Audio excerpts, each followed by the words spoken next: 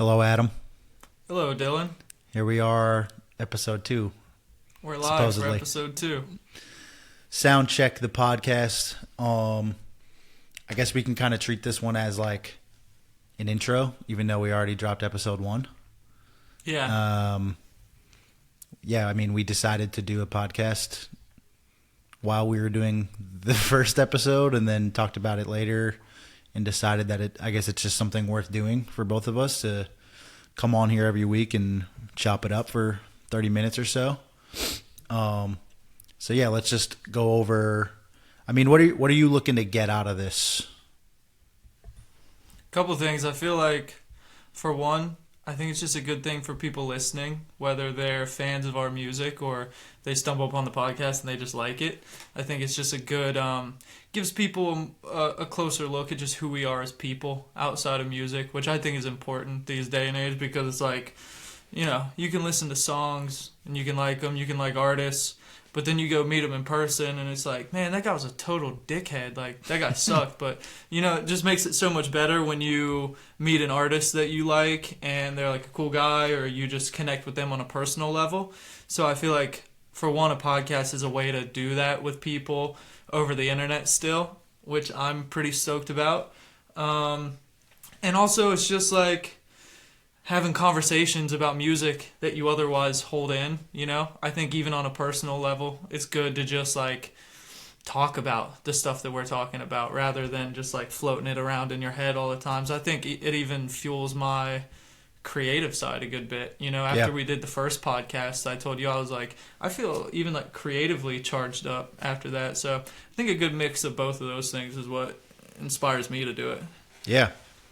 Yeah, I'm on the same page. I think a lot of the conversations we'll have on here are things maybe we would have talked about on a FaceTime or whatever. And, we're not going to go like too crazy and like air people's business out or do anything that we don't want to do. But might as well just let people in on those conversations and hear our perspective on things. Just so like a little sneak behind the curtain without getting too far in.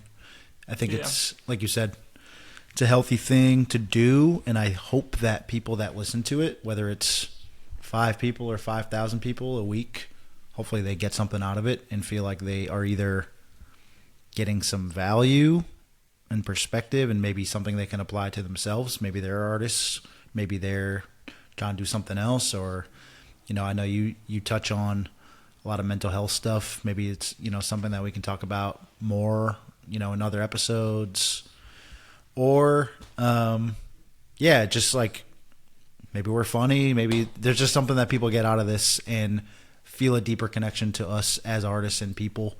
Because I think, like you said, I love meeting people at like the merch booth and like having those conversations, but you can only do that for so long with so many people. And there's also people that maybe live in places that we haven't been able to tour yet or haven't been able to make it to a show. So I think this is a way to connect with people just at a more widespread level. I think something we always talk about is just trying to go deep with the people that are tapped into our community rather than focusing on always going wide, because some of those things are there's only so much we can do to control it, like Spotify algorithm. An Instagram reel goes crazy. We reach a ton of eyeballs. Great stuff. Right? We hope that happens. But I think it doesn't actually mean anything unless you're also going deep with those people and, just building some sort of connection on both sides. Yeah, absolutely. Doubling down on the community. Yeah. So I'm excited to do this. I think it's going to be pretty fun, and I think we'll inevitably get better at it as we go. Like, we shot that first episode in person and I thought it looked great, sounded great. We were mic'd up at a camera. We'll probably do more of those when we are in person, but I live in LA, you live in West Virginia, so we're not in person a lot of times, and the work that we do together is 95% remote, so this will probably be a reflection of that. Maybe it's a little bit more raw. We try to make this look presentable, but it's not, it's not like we're shooting on 4K cameras right now. We're just hanging out in our own studios and gonna have some convos with the boys. Yep. Should we bring guests on at some point? Maybe we should do that. I think so. Seems fun. I mean, Yeah. I would be excited by doing that. So I think that the regular is just us talking to each other. Maybe even we do some solo podcasts sometime down the road. But yeah, I think bringing guests on would be fun. That sounds exciting to me. Yeah, I think I'm thinking out loud here, but whatever. That's what this is for. This is just pretty raw stuff, slick stuff, neat stuff like that. There'll be plenty of inside jokes, I'm sure, too. But yeah, maybe we could do episodes where like you bring on Ollie and like I'm not on the episode, or I bring on Abstract or like someone like in the R&B world, and like we can just both share this platform. Maybe we don't always both need to be on, but like you said, I think the regular will be just me and you shooting the shit. Yeah, absolutely. But yeah, we're just gonna try stuff, and if you're tapping in, just know we appreciate you, and hopefully you get something out of this podcast. I think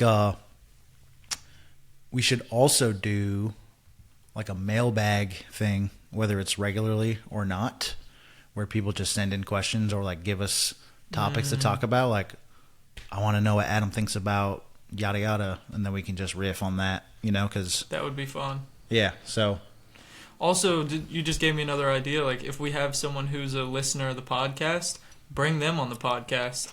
Fuck it. Yeah, let's do That'd it. be fun. Why not? Just talk to someone who's like listening from the other perspective, and For sure. double down on the community more. Hear what people like, what they don't like, and yeah, that'd be fun too. Well, yeah, we'll have fun with it. Those type of ways. I'm confident that we'll come up with new ideas, stuff like that, and keep having fun with it. Yeah, for sure.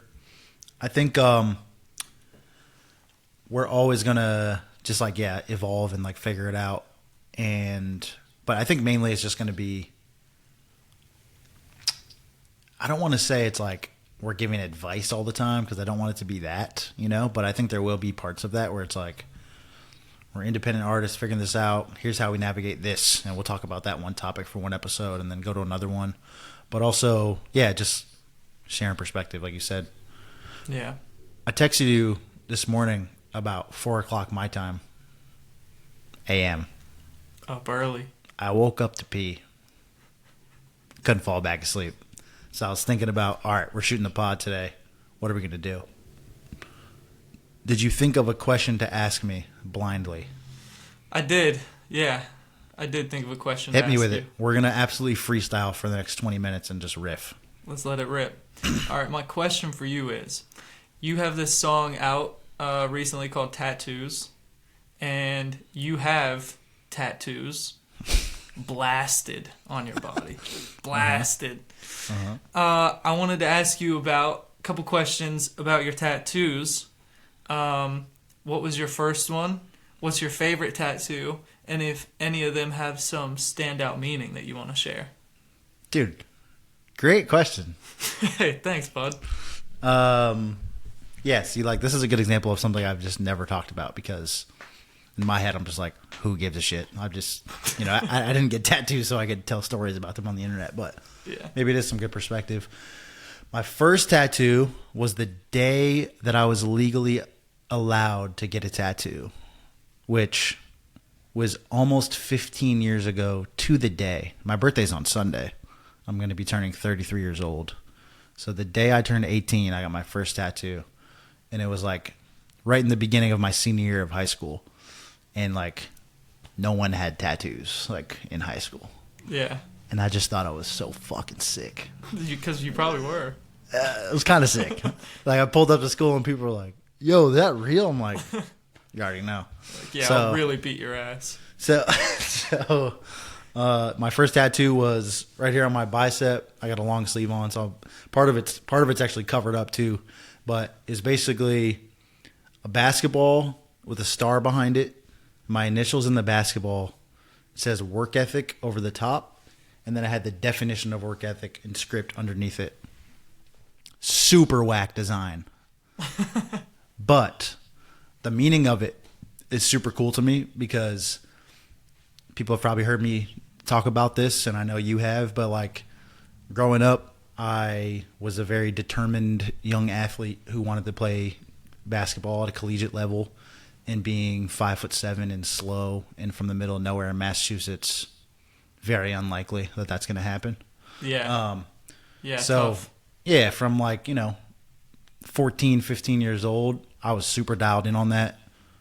I don't drink or smoke still to this day, partially because I was like, I need to be training harder than everybody. I need to be up, doing drills before I go to school, like just dialed in on like balls life type beat, And I was doing that, and eventually got a scholarship to play at a Division III school in Boston. And going into my senior year, like literally ball was life. I didn't think about anything else. I was just starting to make music and stuff, but I was like, bro, I'm going to the league, bro. I'm probably going to grow I'll probably grow another 17 inches and I'm to the league, Quick 17 over the summer. Just. So, yeah, no, it was just like a kind of a testament to like, if you want to get something, you can work for it. And I feel like work ethic was a quality that I really took pride in and still do. And I think that's translated into the music world and just like being a responsible adult. Like you got to show up and be accountable for, you get out what you put in, basically. So that was the first tattoo I got. And yeah, since then, when I did this sleeve, I covered up the script part because it was just hard to like mold into the design of the entire sleeve, but you can still see the basketball and stuff, and it's like, yeah, I was gonna say I remember the basketball, but I don't remember seeing the script, so that makes sense. You probably didn't even know me when I had that, because I think I already had both sleeves when I met you, right? Yeah, so part of that's covered up. My favorite tattoo, you said? Yeah. That's a hard one. I love the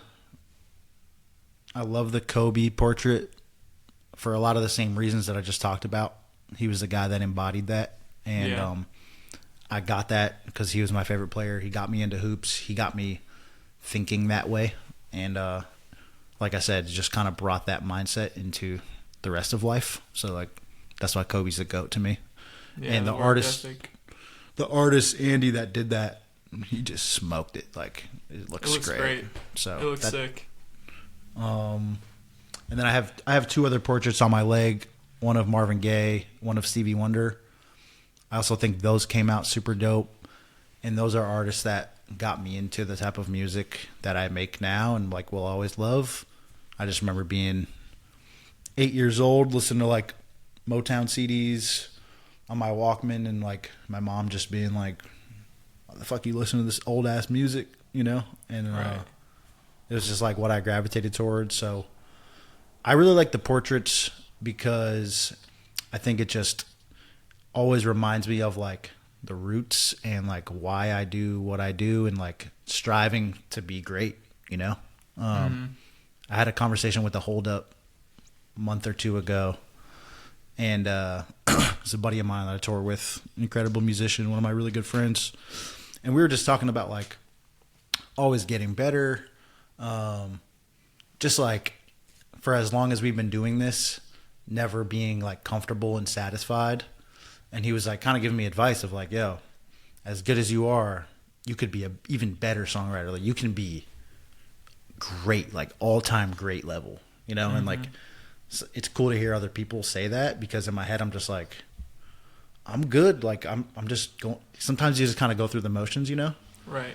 And he was like, dude, you have great like tattooed in your skin, like I know you care about that, so just like you gotta dive the fuck in and just like lock in, and so like, it was like it's kind of just like a representation of like what I value to me.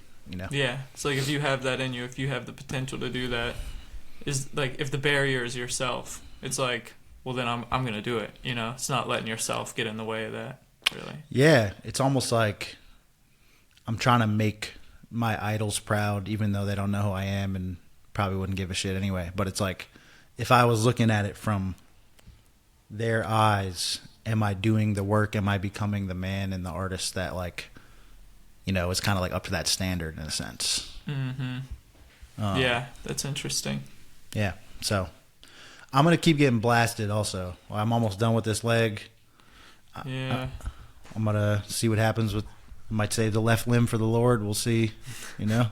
But Yeah, when I met you, you started getting the leg. You had 2 clean legs when I met you, I think. yeah, I think so. And then you got the butterfly on your knee. I think might have been the first one there. Something on your leg.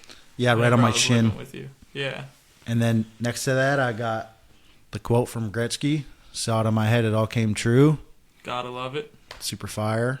Yeah, I think getting tattoos is interesting because I was super into that like really early, and I think that just comes from like hip hop culture and not even really understanding why I'm into it. But I'm just like, yeah, I need to get fucking blasted, But now it's like you're kind of building just different parts of like my taste and like who I am. Like you can look at the art on my body and just kind of like understand me in some sense if you really pay attention to it, Yeah. And some things are just cool looking and they don't really mean anything, but it's like, oh, that design is like a reflection of taste also. Yeah. I've always liked that idea in a weird comparison to like mummies and people being buried. Like if some odd chance like someone finds your body mummified in like 2,000 years, they'll be like, we know exactly what this guy was into. Like we know his personality. That's a pretty sweet takeaway from tattoos. Never thought of that in my life. Really? Yeah, That's I think about sick. that. Yeah. Like it'll forever be like in your body. I mean, if you get buried like in a grave like that, like people get cremated and shit, but yeah, like who you were will always be on you like that. I never thought about getting cremated versus, like a typical like burial. But now that you said that, there's no way I'm getting cremated because I spent so much damn money on this skin. I need to make sure somebody fucking sees this. You know what I mean? Yeah. Yeah. That's good, dude. I like that. I like that question. Yeah. It's good. Me Makes you personally, think. odd like spin-off from the convo, but I think I'm gonna get cremated.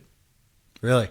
Yeah, I like the idea of like dust to dust, like just going back into the earth. Kind of, they like pump you with preservatives and shit, or the embalming shit when you get buried. Like, I think I would get buried if they could just like dig a hole and just like toss my body in it. But they do a bunch of like nowadays they like put all the embalming shit in you. I just don't really like the idea of that. I'd rather just like fade back into dirt or whatever. That feels better to me. It's fair enough. Yeah. Yeah, I've never really spent too much time thinking about that. Hopefully I'm very far away from having to make that decision, Yeah. Hopefully it's not a concern anytime soon. But yeah, that's my question for you. You said you were going to also have a question to lob my way. I do. I have a question. Well, what's your question? My question was, and also I think gives a little bit of a backstory on you. Mm-hmm. You went to West Virginia University, WVU. Mm-hmm. Do you feel like you got a good college experience? And if you knew what you know now, would you still go to college as a 17, 18-year-old graduating high school? The short answer to both of those is yes. Got a great college experience, and if I knew what I knew now I would go back and do it again. To dive into that, as far as like the education side of it, probably not. My degree is like some bullshit. I have a degree in it's like a major in music industry and 3 minors in strategic social media, communications, and I have a minor in geology. And which is, yeah, I'll get there, but I was going to say, everything you said up until geology feels like it's applicable to obviously what you're doing, but yeah, I'll let you take it. I kind of know where you're going, though. It's applicable, but also the shit that I was learning in school is like not applicable. Like they were teaching us about like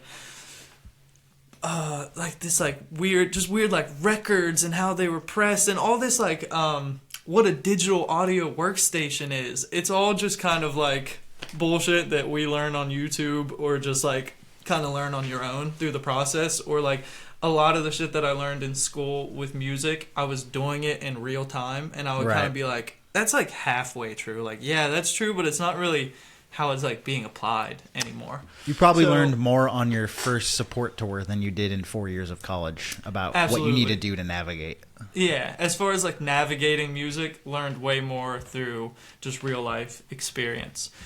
But the side of college that was beneficial to me was the social aspect. Like,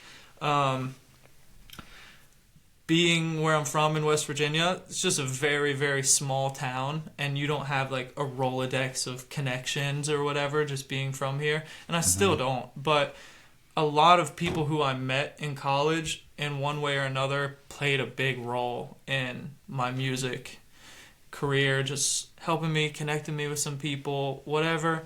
And also outside of that, just that whole, I'm just a big believer of that, like, everything works out the way that it was meant to. And I think if I never went to college and I never did all that, the chips wouldn't have fell the way they did. I wouldn't be who I am or what I am right now. Sure.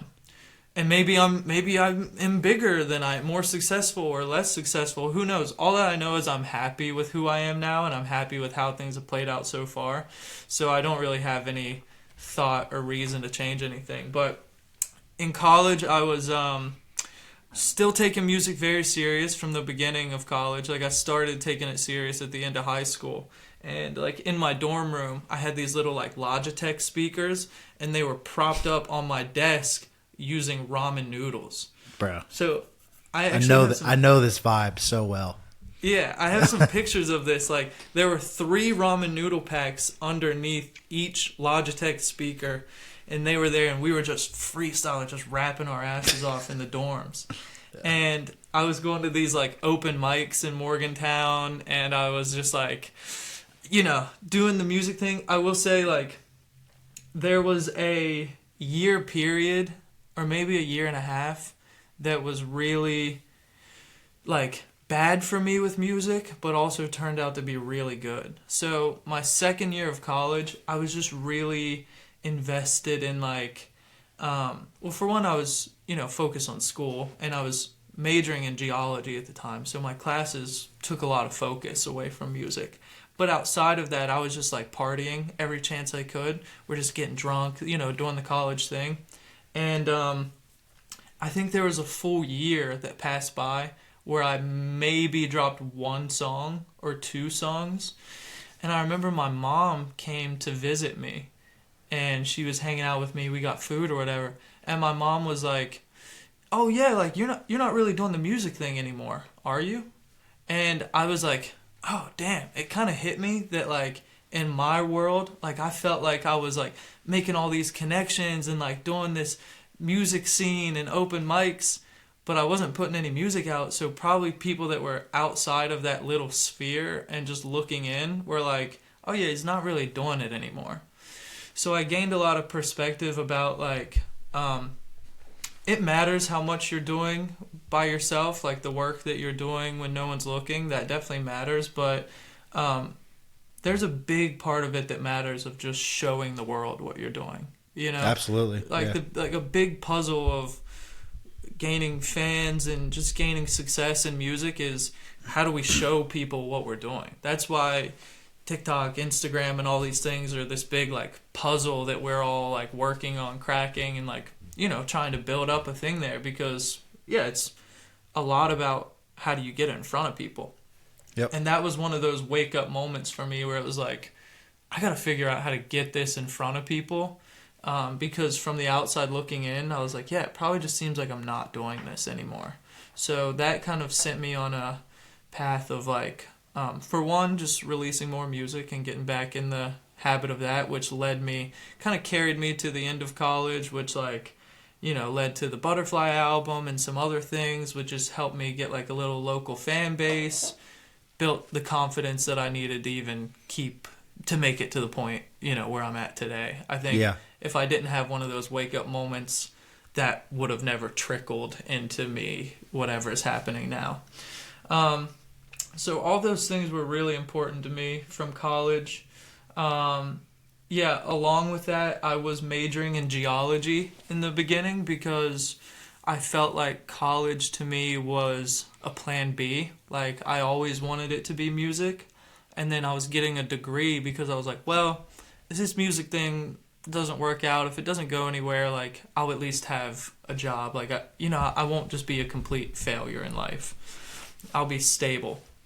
But I think around that same time, halfway through college, I was like, nah, if I'm gonna do this, like if I'm gonna do music, I can't be 1 foot in, 1 foot out. I can't just be like kind of doing it. So that's when I switched my major and started doing the music industry thing and I switched my whole college degree because of that, because I just had a big like realization where I was like, man, I'm like 1 foot in, 1 foot out on music. Like my friends and my people around me are like gassing me up and they're like, you're the man, dude. Like this is all the shit that you're making is like genius. This is incredible. But then a whole other side of my life was not really doing anything with that, you know? Yeah. So Yeah. I think all at once, there was a moment there where I was like, all right, I gotta like gear my school towards music. I gotta gear my life towards music. I have to like really go all in on this. And that kind of just trickled in, you know, within like 2 years later, I had a couple albums out and I was moving out to LA to live with you. And, Right. you know, the rest is kind of history from there. We kind of talked about that on the last podcast. So to answer your question, did college give me a huge upper hand as far as the school or whatever? No. But the experiences in life that I had around there, definitely. And, you know, grateful for the way it played out. So if I could go do it again, I definitely would. Yeah, it's more so like the culture and window of time in your life was like a good place to be. That's how I feel very similarly about my college experience, because I also feel like there's more and more now, but people that are like full-time musicians and like in the industry or whatever, I feel like there's not a lot of artists that are like college graduates. And I think there's more now than ever, but yeah, I just wanted to talk about that because I know we both graduated like from a traditional like 4-year program, whatever. And you know, I'm never going to use my degree. Yeah. Also, I feel like a part of it, you definitely don't need to go to school to get this, but I think that it helped me a lot with this. I think I can attribute a lot of me being able to be independent and being able to have like a side of my mind that's like business focused instead of just full creative, and being able to like, you know, execute things on the business side, do numbers, spreadsheets, whatever, meet deadlines, edit stuff on Adobe Premiere. I think that all comes from the school mindset, almost like checking boxes off on assignments and just doing like the paperwork, really. The admin, you know? part that's like not necessarily the most fun, right? Yeah. To me, I actually love that stuff, as you know, which is why I got into like the management side and like helping people, you know, move the ball down the field, so to speak, with like certain things like that. And like even like with your stuff, it's like I'm handling all the publishing stuff. I'm like taking certain phone calls. I'm doing like the admin on like the distribution stuff. You know, I'm on all the emails, whatever. And I think part of that is maybe because we went to school and like it just feels kind of like normal and part of what we have to do. Yeah. Even if it's not as exciting as being on stage or writing a hook when you wake up and like the other shit that we definitely want to do, you know? Yeah. It's like in school, it was like I have to, like this week, I have to do these assignments. And when I'm done with those assignments, I got to make songs because I'm trying to be an artist outside of this. And now the whole assignment thing is just replaced with like, yeah, I got to send these emails. We got to distribute these songs. We got to register this publishing. And then outside of that, I'm going to make these songs and get real creative. So it's kind of the same balance, just plugged in with other stuff. I do think that, well, again, maybe you don't need it at a school, but both of us having like communication, because I was a communication major as well. Mm-hmm. I feel like, and we talked about this a bit on the first episode, but both of our communication skills, I feel like, are very polished. Not only with we communicate with each other, but also with other collaborators, or like we're ordering merch. I'm not worried about the way you're going to communicate information to someone if I'm not directly on the phone or something, because you're a good communicator, and vice versa, hopefully, you know? Yeah. And I think that is a good takeaway. But I'd also be interested if I didn't go to school at all. Maybe I would still be good at that. Maybe that was just like innately something that I knew was important. I don't know. Because when I was in school, the communication degree, like all those classes, it was just like, well, no shit. Like that's how you would send an email, or like that's how, you know, like that's how you would respond to this, or it was kind of just like, do people not know this? Yeah. Maybe, It's kind of common sense. Yeah, the communications classes was exactly that. You'd be like, well, that's well, I chose that major because, again, I just thought I was going there to play basketball, and I'm like, I'm to the fucking league after this, so who cares? Yeah, you're just checking boxes on. And even when I was entering my freshman year, I think there was obviously a reality. I wasn't complete psycho. Like I really thought I was going to the NBA, but I was like, this is why I'm going to college, so I can hoop and like get this experience, and also so I can be really close to Boston and kind of work that scene in terms of live music and like, you know, just building relationships with studios and stuff, because my hometown, there's nothing, you know, and I know you relate to that. So being in Morgantown was probably like, oh, I'm in like the city and there's like shit going on. I can open for this person, or like I can go to this showcase and rap with 10 other guys who are trying to figure it out, and meet this guy who shoots videos, whatever. So that was a big part of why I went to school also, so I could be in Boston and like, you know, a 15-minute little subway ride away from the action.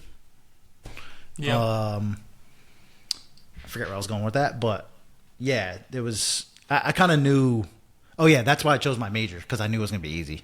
Because I was like, I'm going to do music or, you know, find a job in basketball or something. Like, I'm just trying to go through the motions, basically.